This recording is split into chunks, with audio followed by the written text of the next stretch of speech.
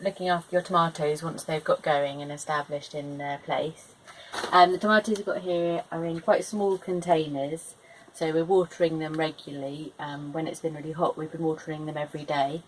There's a lot of manure in the mix with them. They're quite heavy, hungry feeders, so it's important to have a really good substrate for them. If the leaves are really lush and green on these, so I know that they're okay. If the leaves were yellowing, that would be an indication that there wasn't enough plant food in there.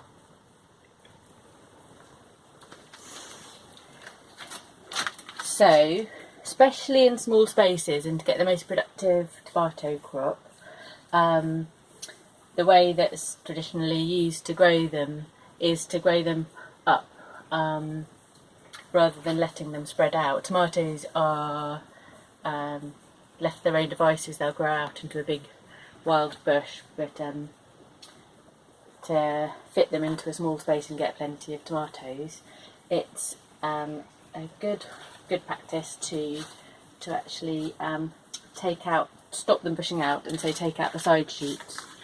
And what you'll find with tomatoes is that at the axil between the main stem and the leaf, they'll produce a side shoot.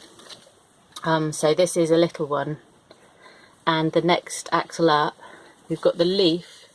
You see the leaf sort of ends, has a terminal leaf. It has a sort of a leaf at the end, whereas the side shoots, if you go to the end of the side shoot, they actually have a growth bud, so they would just keep growing up into another. And there's a bigger one above it. Yeah, so you can see that bigger one above it is actually starting to produce flower buds there. And it's a kind of probably every 10 days to 2 weeks thing to do to take out the side shoots on your tomatoes. So if you do it regularly enough and you just have little side shoots like that, you can just nip them off with your thumb and they come off really easily. When they get big like this, if I tried to snap that off, it would often tear the skin of the tomato. So I would then just take that off with secateurs, so it's a clean cut. And if I wanted to, and I might try this, I could put that in a glass of water, or I could pot it up like a cutting and grow a new tomato plant from it. So if you're short of tomato plants, that's something you can do to propagate more. So if I go down and just do the side shoots on this one, you can see how I'll take that one off. That's quite a big one.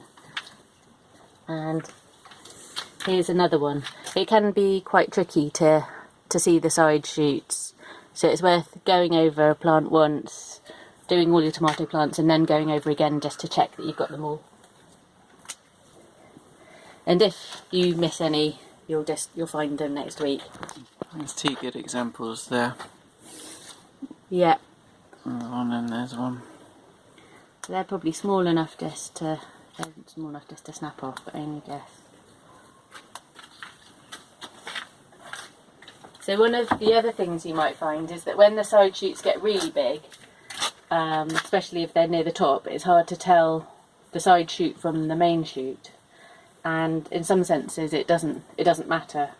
This one is the main shoot. It's a bit more mature and it's got flowers on it, and this is the side shoot coming out of the axil between the leaf and the main shoot.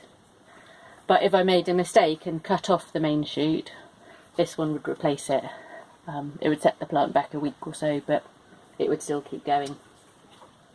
But I'm going to take this side shoot off.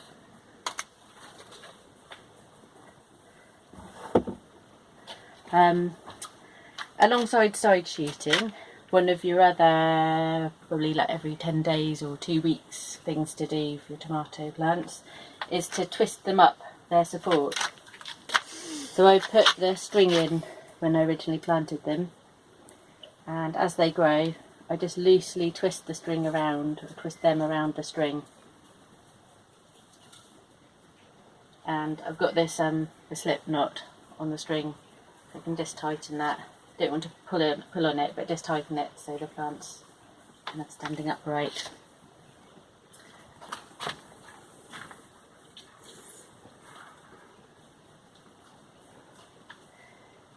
And one more thing that can be done at this stage is, especially if they're in a small space and it's starting to look a bit crowded, is take off some of the lower leaves. That's a gigantic side shoot that I missed.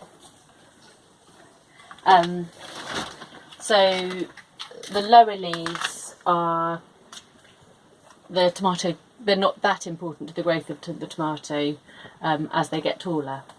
So you don't need to do this, but if it is getting a bit crowded, especially if you've got anything growing underneath your tomato plant, you can take off some of the lower leaves, and that just creates a bit more space and airflow around them.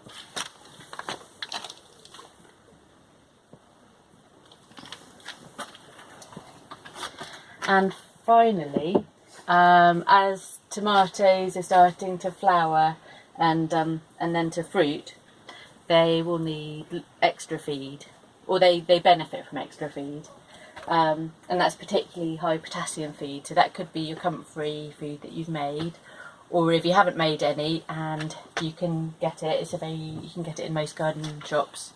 There's a seaweed feed which is approved for organic growing, and yeah, you can make this yourself. It's quite expensive, but if you haven't got anything else and your tomatoes are looking hungry, then it's worth feeding them.